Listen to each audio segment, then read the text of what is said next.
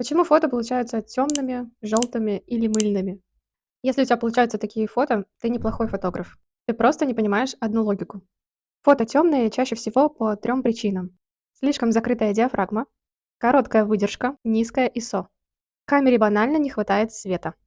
Если темно, просто добавь света любым из трех способов. Желтые фото– это почти всегда баланс белого. Если ты снимаешь в помещении при теплых лампах, камера думает, что это нормальный свет, и картинка уходит в желтый. Совет. Либо меняй баланс белого, либо снимай в RAW и потом корректируй.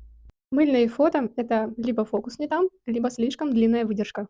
Если человек двигается, а выдержка длинная, будет смаз. Если автофокус выбрал не тот объект, будет мыло. Проблема не в том, что ты не талантлив. Проблема в том, что ты не анализируешь, что пошло не так. Каждая ошибка фотографии– это конкретная техническая причина.